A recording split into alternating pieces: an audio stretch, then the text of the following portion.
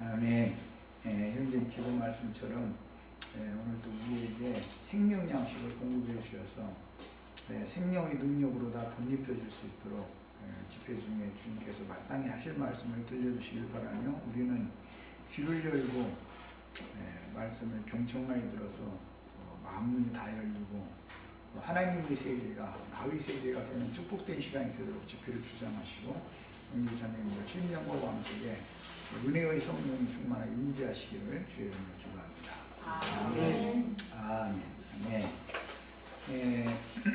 자, 오늘부터는 이제 레위기 19장 본문 말씀으로 들어갑니다. 지난 시간 한 시간을 할애해서 18장 그 하반부에서 19장으로 연결되는 그 연결 고리를 말씀을 나눴어요. 자, 오늘은 이제 19장 5절로부터 10절까지 읽고 이 단락 말씀을 나누도록 합니다. 자, 너희는 화목제물을 여호와께 드릴 때에 기쁘게 받으시도록 드리고 그 제물은 드리는 날과 이튿날에 먹고 셋째 날까지 남았거든 불사르라. 셋째 날에 조금이라도 먹으면 가증한 것이며 기쁘게 받으심이 되지 못하고 그것을 먹는 자는 여호와의 성물을 더럽혔으므로 말미암아 죄를 담당하리니 그가 너희 백성 중에서 끊어지리라. 너희가 너희의 땅에서 곡식을 거둘 때에 너는 밭 모퉁이까지 다 거두지 말고 네 떨어진 이삭도 줍지 말며 네 포도원의 열매를 다 따지 말며 네 포도원에 떨어진 열매도 줍지 말고 가난한 사람과 거류민을 위하여 버려두라. 나는 너희의 하나님 여호와이니라. 두 단락을 함께 읽은 것은 연결성이 있기 때문에 함께 읽은 거예요. 레위기 7장 15절로 19절에서 이미 우리가 말씀을 나눴었기 때문에 잠깐 가서 읽고 오겠습니다. 레위기 7장 이미 그때 말씀을 나눈 거기 때문에 상기하기 위해서 다시 돌아가서 한번 읽어보는 거예요. 15절에서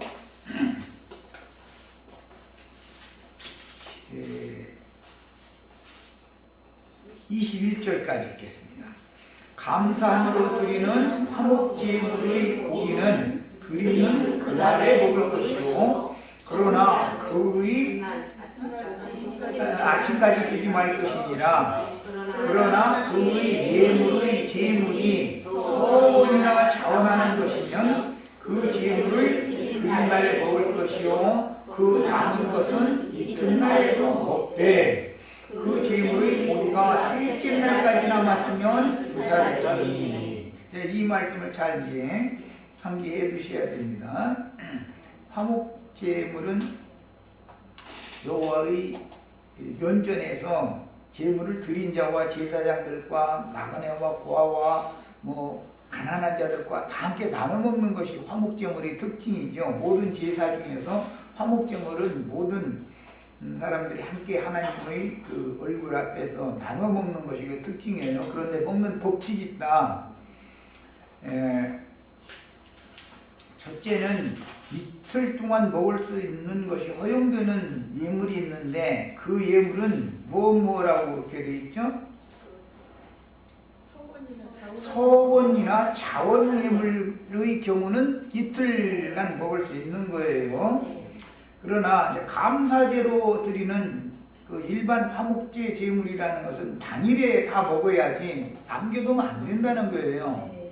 자, 이제 지금 이 이야기에 대해서 잘 마음에 담아두시고 19절부터 더 읽어나갑니다. 그 고기가 부정한 물건에 접촉되었으면 먹지 말고 불사를 것이라. 그 고기라는 것은 화목제로 드려진 그 제육을 말하는 거예요. 화목제로 드려진 제육을 백성들이 나눠 먹는다는 것은 요제나 거제로 이렇게 드리고 백성들이 나눠 먹는 것을 말한 것이기 때문에 반드시 요제로 거제로 제사를 드린 제물을 말하는 거예요. 이 레위기 7장 때 말씀을 드렸는데 또 잊어먹었다고 할까 봐서 내가 상기를 먼저 시키는 거예요 지금. 그래서 갑자기 이렇게 지나가고 나서도 나중에 시험 치르면 다 틀린다니까. 나는 해서 사회자님이 말씀 증거를 했어도 나는 이상한 게 안 잊어먹는데 이상하게 들은 지체들은 나 잊어먹었다고 그러고 뭐라고 하신 것 같은데 생각이 잘 안 난다 이런 식으로 안 되거든. 이 7장에 이미 나와서 그때 충분히 말씀을 나눈 부분이에요. 이것을 지금 레위기 19장에서 다시 반복하고 있기 때문에 그리고 그 요점을 잘 집어줘야 되겠다 싶어서 다시 하는 거예요. 그 고기는 깨끗한 자만 먹어라. 그 다음에 만일 몸이 부정한 자가 여호와께 속한 화목제물의 고기를 먹으면 그 사람은 자기 백성 중에서 끊어질 것이요. 몸이 부정한 자라는 것은 이제 그 시체를 만진 경우라든지 문둥병에 걸린 사람이라든지 유출병을 앓고 있는 사람이라든지 이런 사람은 하나님 앞에서 음식을 먹으면 안 된다는 말이에요. 지금 몸이 부정하다는 건 구약시대에는 그런 사람들을 말한 거예요. 초상 치르고 왔으면은 이 화목제 제물을 먹으면 안 되는 거예요. 예를 들자면 자 21절 만일 누구든지 부정한 것, 곧 사람의 부정이나 부정한 짐승이나 부정하고 가증한 무슨 물건을 만지고 여호와께 속한 화목제물의 고기를 먹으면 그 사람도 자기 백성 중에서 끊어지리라 그랬어요. 구약 시대의 이스라엘 백성들이 이처럼 먹고 마시는 법칙이 굉장히 규정이 엄격했었어요. 하나님 앞에 제사로 드린 제물을 하나님이 받으시고 그것을 다시 되돌려 주시면 그것을 먹는 것은 이제 상징이다. 그래서 예수님이 우리를 위한 화목제 제육이잖아요. 예수님의 살과 피를 우리는 먹고 마시는 얘기를 지금 상징적으로 하는 말이니까. 그런데 예수님의 살과 피를 아무나 먹으면 안 된다 이거예요. 그리고 또 먹는 것도 법칙이 있어서 감사제로 제사를 드리러 모인 백성들이라면 우리의 하나님과 우리 죄인된 관계를 화목케 하는 제물로 드려진 그리스도를 우리 생명 양식으로 먹을 때 당일에 다 먹어야지 남기면 안 되는 거예요. 감사제로 드리는 경우라는 것은 예수를 값없는 은혜로 믿음을 우리에게 주셔서 우리가 예수를 믿어서 구원을 얻었으면 다 감사제는 의무제로 드리는 것이죠. 이것을 감사제는 의무제다 그래요. 그러나 서원제나 자원제라는 건 의무제가 아니에요. 그 이제 의무적으로 드리는 제사가 있고 자원이나 서원으로 드리는 제사가 있어. 자원이나 서원으로 드리는 것은 자원에서 드린다라는 것은 이제 출애굽기에서 본 성막을 건축하기 위해서 이런 여러 가지 물품들이 필요했기 때문에 모세를 통해서 이제 말씀이 선포되니까 자원함으로 다 자기가 가지고 있는 금, 은, 동, 철, 또는 가죽이 있으면 가죽 등등 그냥 계속 갖고 왔다는 거잖아요. 그런 게 그 자원하는 마음으로 다 갖다 이제 바치는데 너무 많으니까 이제 그만 가지고 와라. 그랬다는 말씀이 거기서부터 그 자원제라는 말이 나와요. 그러니까 이것은 마음이 감동을 받은 사람이 하나님의 집을 세우기 위하여 자원해서 사실은 자기 자신을 갖다가 주님의 집으로 세우는 도구로 쓰시라고 이렇게 바치는 걸 상징하는 거예요. 그거 보고 자원제물이다 그러는 거예요. 그 다음에 서원제물이라고 하는 것은 내가 이제 오늘 이후로는 주님께서 나를 이같이 사랑하셨는데 내가 그런 사랑을 큰 사랑을 입은 자로서 주님을 위해서 나의 생애를 또는 내가 언제부터 언제까지는 전적으로 하나님을 위해서 다 온전히 영과 혼과 몸 전체를 하나님의 것으로 드리겠습니다라고 이제 서원을 하는 경우예요. 그런 거 나신의 르법이다 그래요. 그런 두 가지 경우는 이틀간 먹을 수 있어요. 그러나 감사제로 드리는 제물의 경우는 하루에 다 먹어버려야 된다. 지금 그 말이단 말이야. 이게 율법이단 말이야. 근데 구원을 얻은 사람이면 감사제는 의무적으로 다 드려야죠. 그러니까 의무제는 당일에 다 먹는 거예요. 그러니까 구원을 받지 못한 사람은 자원제나 서원제를 드릴 수도 없죠. 감사제를 드릴 자격이 있는 사람이나 자신을 하나님의 집을 건축하는 건축재로 드리거나 자원해서 또는 교회를 위해서 주님을 위해서 나의 모든 것을 완전히 드리는 것 나실인으로 그걸 소원을 할 수가 있는 거잖아요. 그래서 자원제라는 것은 구원 얻은 성도면 누구나 다 드려야 되는, 감사제라는 것은 누구나 다 드려야 된단 말이야. 그런데 자원제나 서원제는 누구나 다 드리는 것은 아니죠. 그만큼 생명이 자라야 되고 은혜가 커야 되는 얘기지. 그러니까 자원제나 서원제는 세리나 참기나 모든 죄인들이 구원을 얻은 그 죄가 더한 것에 은혜가 더한다고 은혜가 더한 사람들이나 서원제나 자원제를 드릴 수 있는 것이지, 구원을 얻었는데 은혜가 밋밋한 사람은 그냥 감사제나 드리지 자원제나 서원제는 드리기가 어렵잖아요. 그런 뜻이단 말이야. 자, 그런데 이제 어떤 경우는 이틀간 먹어도 된다 그랬단 말이에요. 자원제나 서원제로 드린 경우는 이틀간 먹어도 되는 거예요. 그러나 감사제로 드리는 경우는 단 하루에 다 먹어야 되는 거예요. 재물이 남았으면 버려야 되는 거예요. 버려야 된다는 것은 더 이상 구원받을 사람들이 없다라는 뜻이지요. 재물을 먹어야 구원을 받는 거니까. 그런 뜻이요. 자, 이제 이런 말씀에 대한 이해를 돕기 위해서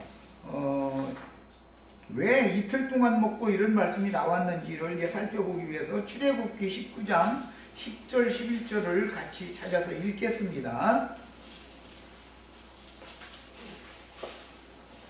뭐든지 근거를 알아야 돼. 원인, 왜 그런 율법이 나왔을까, 이런 걸. 출애굽기 19장 10절로 11절 다 폈죠? 읽습니다. 여호와께서 모세에게 이르시되 너는 백성에게로 가서 오늘과 내일 이틀이죠.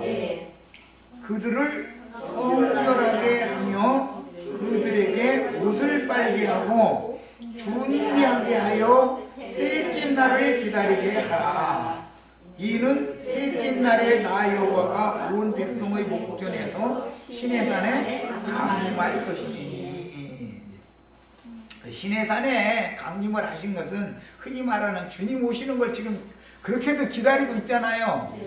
그런데 이 어떻게 오시는지에 대해서 지금 엉망으로 알고 있기 때문에 뭐 몇 년도 몇 월 며칠 날 뭐 몇 시에 어디로 온다고 자꾸 이러니까 너무 잘못 가르쳐놔서 그렇고, 주님이 오시는 것은 나팔소리와 함께 오셨죠. 실제로 오실 때 시내산의 나팔소리가 점점 더 크게 울려가면서 그 나팔소리가 들리는 것이 바로 주님이 오심했잖아요. 여호와 오시면 나팔소리가 오는 거예요.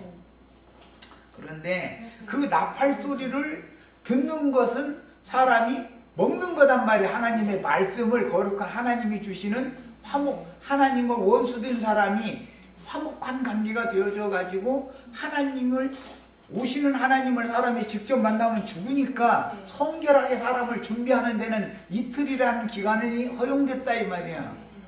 오늘과 내일은 가서 목욕도 하고 성결하게 해서 준비를 해라. 제3일에는 하나님 오실 때니까 그날 만나야 되니까, 이런 개념 때문에 신약성경에 열처녀가 신랑을 맞기 위해서 준비하는 얘기가 나온 거예요. 오늘과 이틀 동안 음식을 먹어도 좋고 3일째 된 거 먹으면 안 된다라는 말이 괜히 나온 말이 아니고 원인을 알아야 되고, 그런 말씀이 영적으로 어떻게 적용되는 것을 알아야 된다 이런 말이야. 이제 이 말씀을 주님께서 적용하는 말씀을 하실 때 누가복음 13장 32절로 33절 또 찾아 읽어보겠습니다. 우리 다 기독교계가 흔히 말하는 신부단장 하는 중이죠. 그런데 이틀간 할 수 있는 사람이 있고 하루에 싹 거기서 끝내야 되는 사람이 있어요. 야, 은혜가 크면 이틀간 할 수 있는 거예요. 이틀간. 무슨 사유로 다 주님 맞을 준비가 미처 못 이루어졌으면은 내일까지는 할 수 있는 거예요. 그러니까 이제 제3일이 되면 주님 오실 거니까 그날은 만나야죠. 네. 자, 이제 누가복음 13장 32절로 33절 읽습니다. 이르시되 너희는 가서 저 여우에게 이르되, 이 여우라는 건 헤롯 왕을 말하는 거예요. 그는 이스라엘 왕이 아니죠. 에돔 사람이죠. 순수한 그 유대인의 왕 예수님과 대비되는 사람이잖아요. 가짜 이스라엘 왕이지, 거짓 왕이지. 저 여호와에게 가서 이르되 오늘과 내일은 내가 귀신을 쫓아내며 믿는 이들을 주님이 다시 오실 것을 약속을 이제 이루러 지금은 약혼을 하러 온 중이기 때문에 구약 성경에서는 오늘과 내일은 목욕하고 성결하게 해라 이틀 동안을 그랬는데 사람이 성결하게 스스로 목욕하고 이렇게 하는 것은 구약 율법이고 신약에서는 주님께서 제자들을 목욕을 시켜주셔야죠. 신약에 오면 영적 적용으로 가면은 구약 성경이라는 것은 사람이 뭘 다 하는 거예요. 율법을 지켜야 되니까. 그러나 신약 성경에서는 목욕도 주님이 시켜야죠. 뭘로? 내가 가르쳐준 말로 너희는 이미 목욕을 했다 이러잖아요. 예. 이게 성경의 적용을 잘 아셔야 돼. 그래서 야, 귀신을 쫓아내며 벽을 고치다가 이 두 가지 일을 하는 것이 사실은 약혼을 하러 오신 주님이 하시는 일이고 이제 주님은 떠날 거예요. 그 다음에 우리들이 주님이 살아계신 그 첫날만 이렇게 일을 하는 게 아니고 이제 주님이 떠나신 다음에 성령이 오셔서 우리를 나의 것으로 주관적으로 이제 이렇게 만들어 주셔 이제. 그러고 나서 제3일째 되는 날은 장가들로 오시는 날이란 말이에요. 제3일째 되는 날은 어떻게 된다 했어요? 제3일에는 완전하여지리라. 예수님이 지금 사람으로 오셨을 때는 완전한 상태가 아니죠. 영이 되셔야지 다시. 그래서 영적 적용을 이렇게 한단 말이야. 오늘과 내일은 이틀 동안은 성결하게 하고 목욕하고 옷도 새 옷으로 다 갈아입고 요거 하나님 만나려고 준비하는 거예요. 예. 그런데 그것을 구약 백성들은 사실은 못했죠. 산 아래에 있었었지 산에 올라가서 주님을 만나지 못했잖아요. 오시는 주님을 직접 만날 수가 없었으니까 구약 시대에는 구속이 완전히 이루어지지 않았으니까. 그러나 이제 신약 성경에는 예수님이 구속을 다 이룬 다음에 부활 승천하셨다가 오시는 것이 주님이 신랑으로 오는 것이단 말이에요. 이제 약속대로. 그런데 그 전에 주님이 이틀 동안 하는 일이 있다 이런 말이에요 지금. 예. 이제 이런 기본 개념을 이해를 하셔야만 레위기 19장에서 말하는 5절 19장 5절 너희는 화목제물을 여호와께 드릴 때 기쁘게 받으시도록 드리고 기쁘게 받으시도록 이라는 말은 형제 자매님들과 하나님과 원수 사이였는데 형제 자매님들이 신랑을 맞을 준비가 되어져서 즉 성결을 이렇게 되어져서 목욕하고 옷도 하나님을 만날 준비를 하려면 깨끗한 새 옷을 입어야 되잖아요.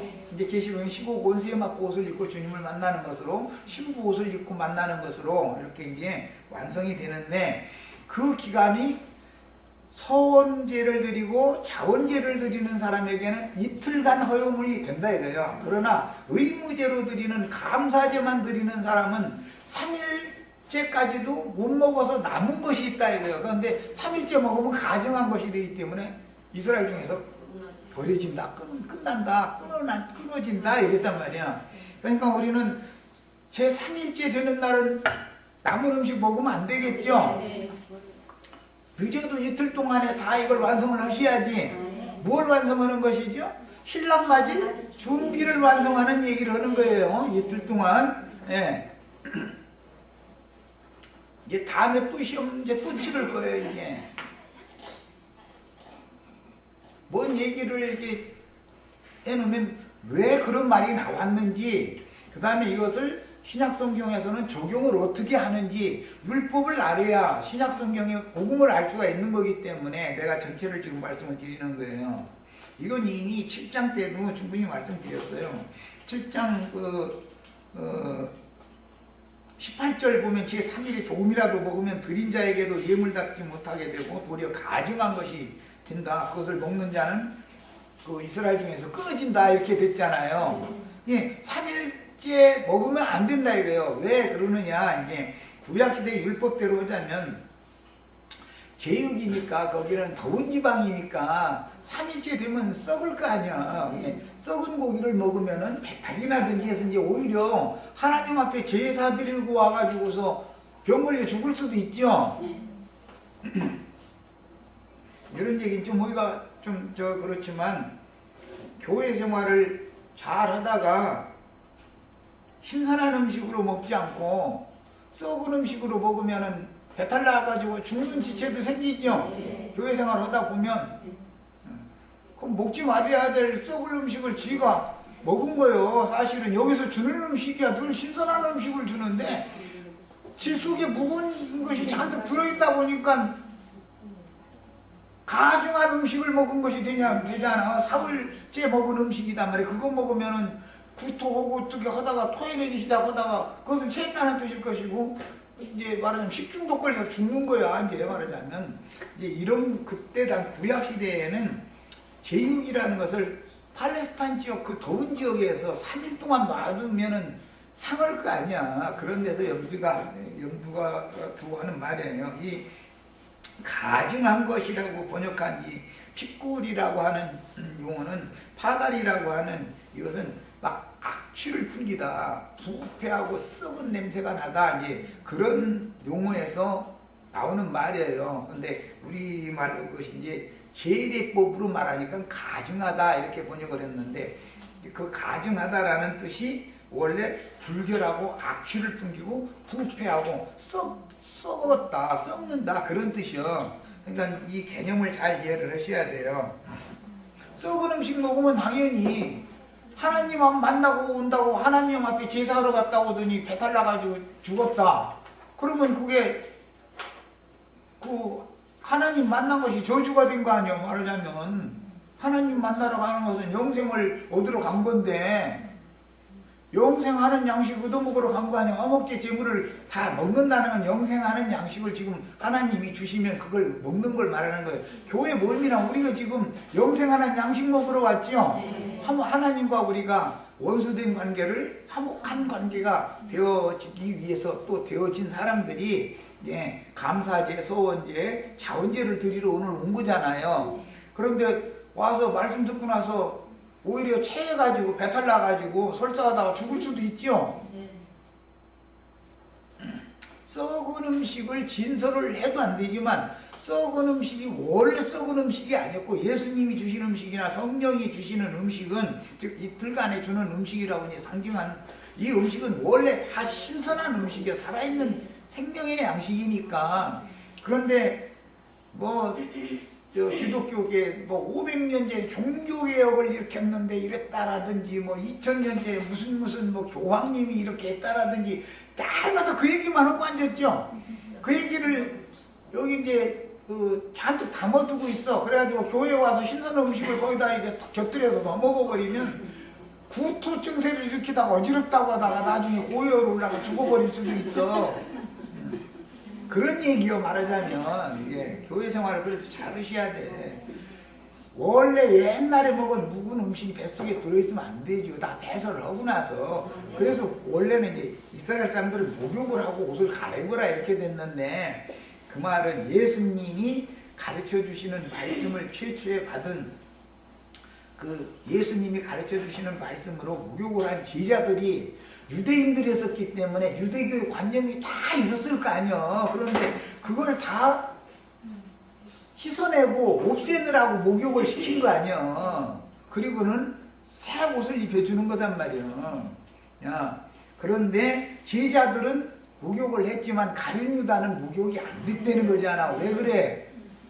유대인의 관념을 뱃속에 잔뜩 이렇게 담아놔두고 묵은 누룩 이런 거 헤로스 누룩 이런 거 잔뜩 담아놔두고 그 다음에 주님의 말씀도 몰래 훔쳐다가 더 먹었더니 그게 잘못돼 버린 거예요. 말하자면은 가증한 것이 돼버렸어. 거룩한 신분이 되는 게 아니라 그 얘기요.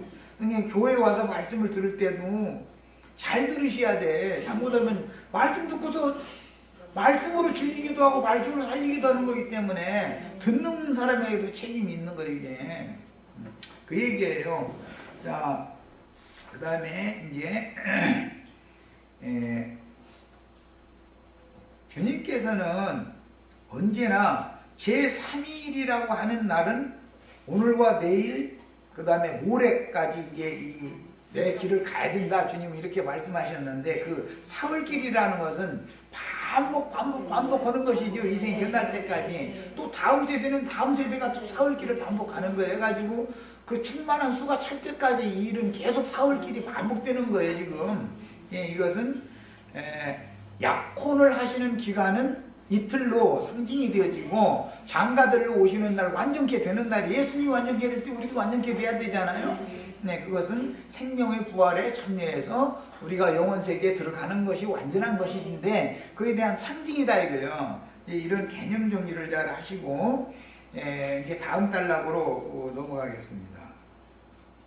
자, 레위기 19장 이제 9절로 10절 읽습니다. 이건 이제 추수에 관한 말씀은 20장에도 나오고 23장에도 나오고 성경에는 이 추수 얘기가 참 많이 나오죠.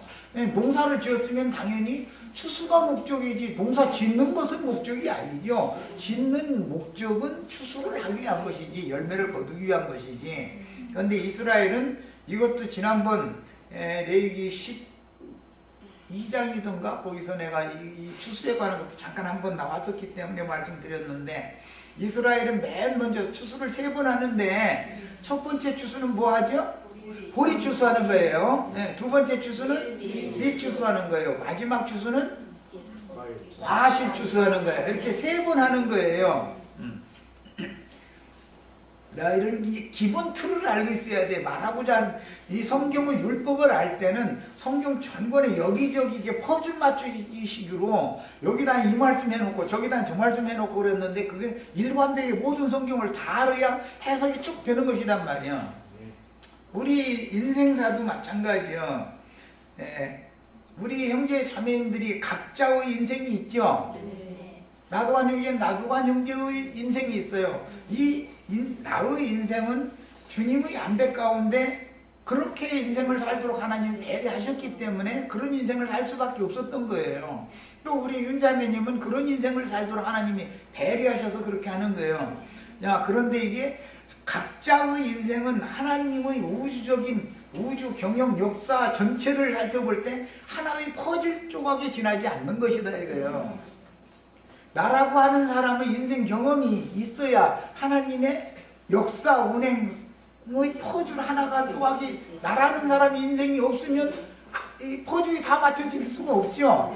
이런 것과 같은 것이다 이거예요. 그래서 자기 인생 경험만 다인 것처럼 자꾸 떠들어도 안 되는 것이 그래서 그러는 거예요. 누구는 그런 인생을 그 시대에 그 부모님을 통해서 그렇게 태어나게 하고 나 같은 경우는 그렇게 자라서 또 오늘 이 자리에 와서 이렇게 말씀을 전하고 하다가 인생을 마치게 하는 것이 하나님이 퍼즐 한 조각을 이렇게 퍼즐이라는 모양이 똑같은 건 하나도 없죠.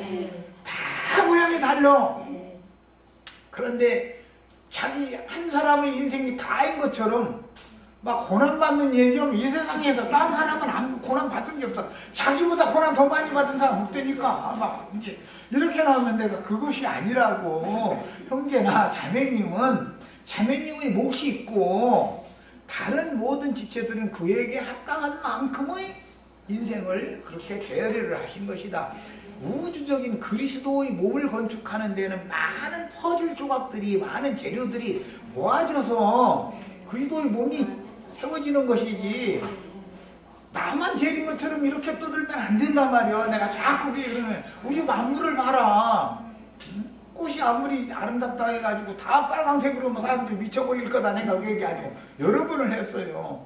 작은 것도 있고 이렇게 생긴 것도 있고 저렇게 생긴 것도 있고 별별 희한한 것이 다 있어가지고 다 적당한 자리에 적당한 시간에 딱 있다가 사라지고 또 다음에 뭐 어디에 또 이렇게 하고 해서 이게 조화가 이루어져야 그래야 그리스도의 모든 아름다움이 다 표현된다 이거예요. 이제 이런 이건 교회 생활을 지금 말하는 데 목적이기 때문에 어떻게 우리가 주님 앞에 은혜로 구원을 받은 성도들이 성결한 교회 생활을 통해서 교회 건축을 통해서 구원을 이룰 것이냐, 이것을 지금 말하고자 하는 거예요. 목적이.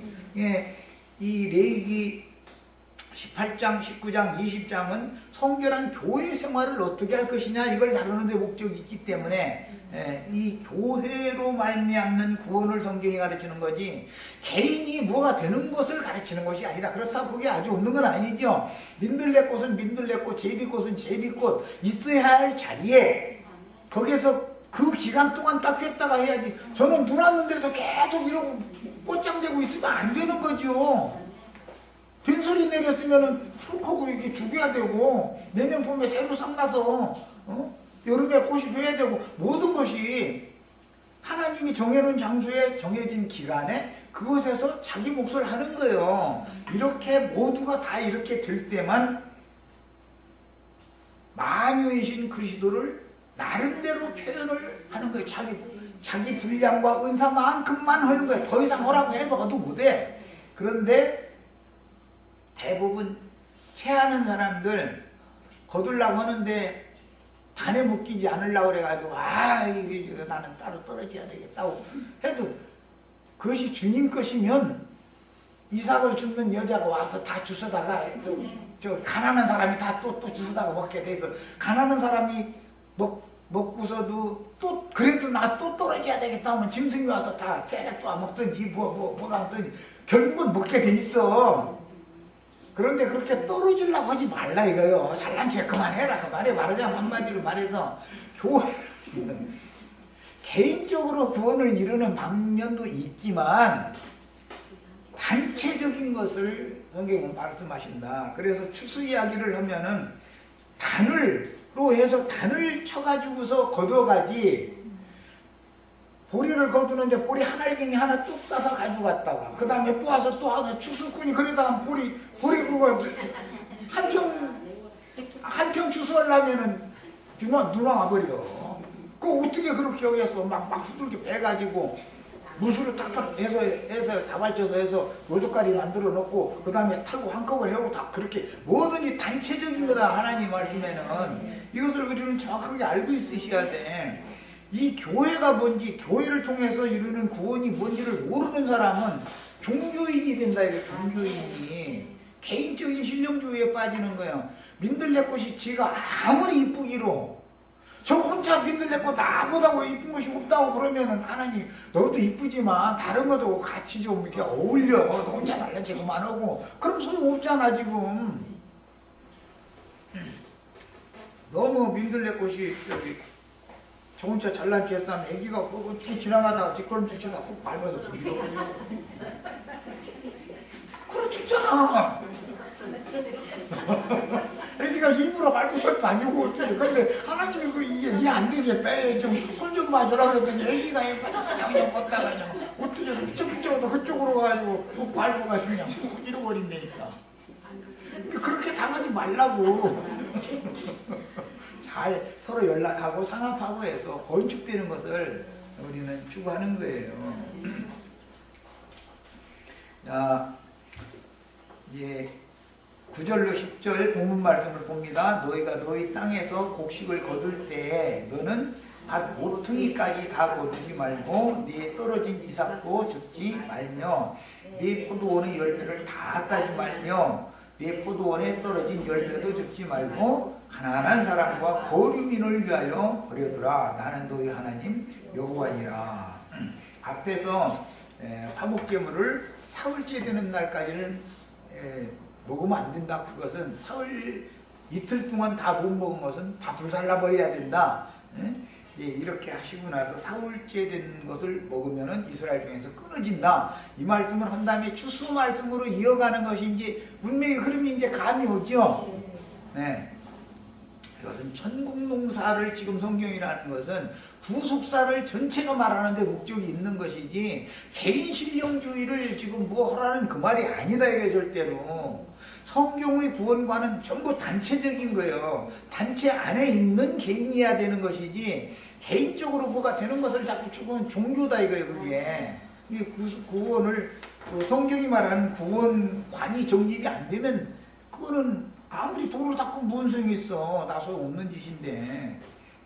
성경의 지시대로 구원을 받아야 되는 거예요, 우리는. 여기 읽어보겠습니다. 레위기 23장에서 이제 몇 절만 읽고 오겠습니다. 뭐 그때 가면 더 자세히 이제 말씀을 나눌 것이지만 9절부터 14절까지 만 우선 읽습니다. 여호와께서 모세에게 말씀하여 이르시되 이스라엘 자손에게 말하여 이르라 너희는 내가 너희에게 주는 땅에 들어가서, 이것은 교회 생활에 들어가서 그 말이에요. 그리스도의 몸 안에 들어가서 그 말이에요. 가나안 땅에 들어간다는 건 그리스도의 몸인 교회 안에 들어오는 것을 상징하는 말인 거예요. 너희의 곡물을 거둘 때에, 이 추수죠. 너희의 곡물의 첫 이삭 한 단을 제사장에게로 가져갈 것이요, 이것을 초실절이라 그래요.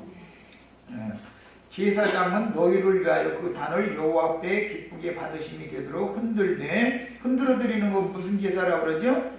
요제라고 그래요. 안식일 이튿날이 흔들 것이며, 안식일 이튿날이면 제8일이겠죠. 그 다음에 안식 후 첫날이라고 하는 거, 이게 너희가 그 단을 흔드는 날에, 이게 제3일이죠 실제로는.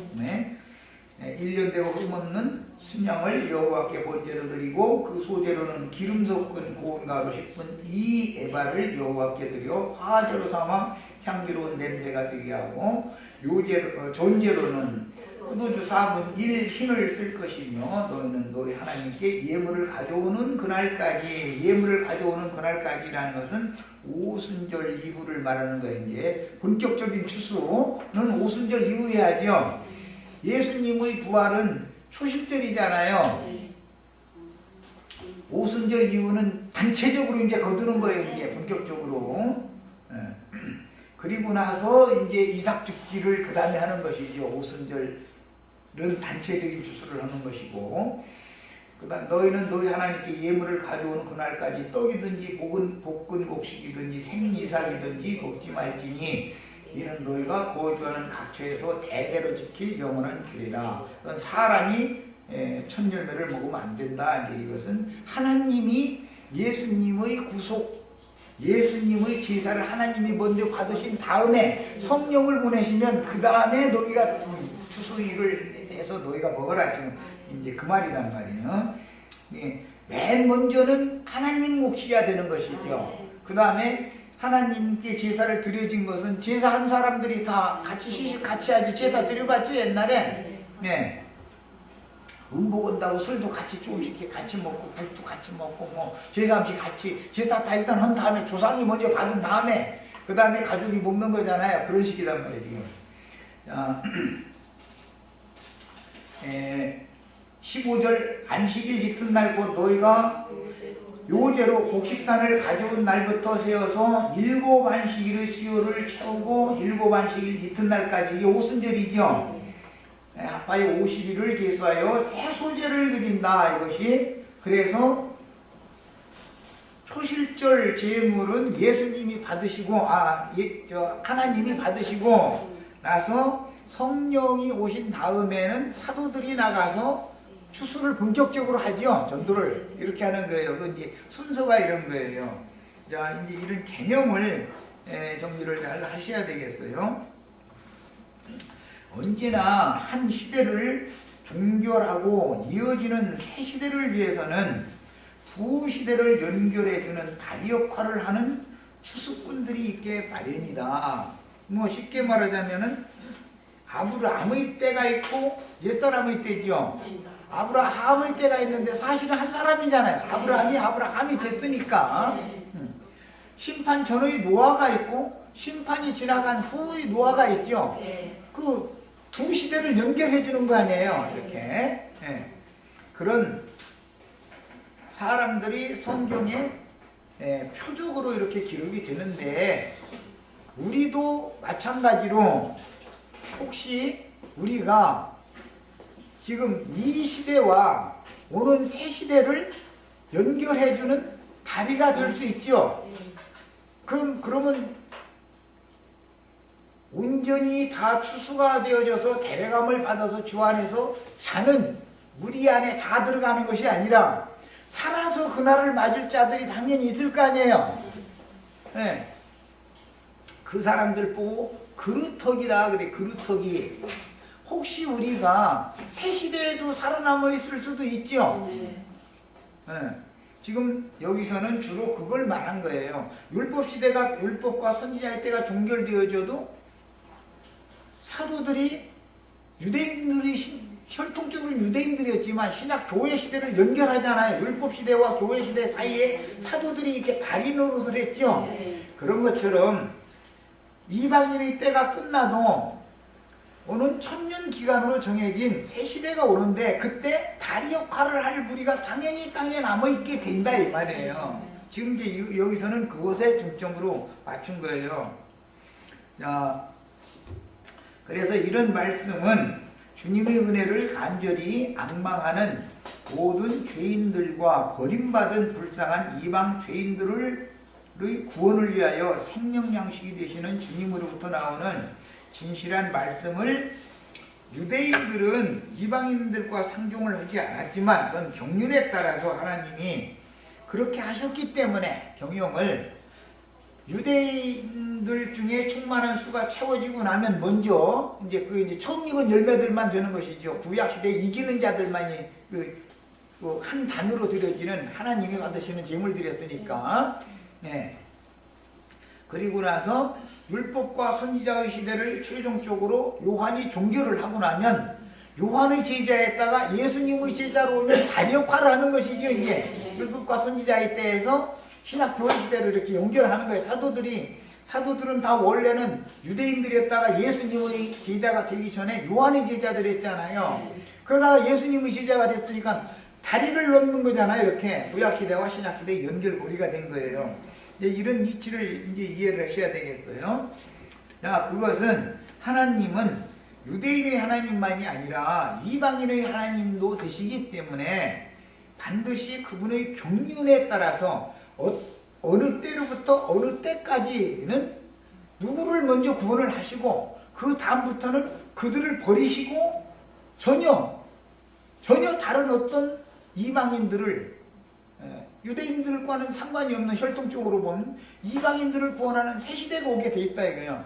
그러니까 이제 이방의 충만한 수가 차면 자기 원래 택한 백성을 놔줘버리는 게 아니기 때문에 하나님은 신약 2000년 동안 자기 백성들을 버리셨고 이방인들의 구원을 해주셨지만 이방인의 충만이 차면 이스라엘 12지파는 다시 신앙이 회복되는 때가 온다 이거예요. 이것은 교회 추수가 마감됨과 동시에 이스라엘 12지파의 신앙은 회복되는 것이 겹치게 돼 있다 이런 말이에요.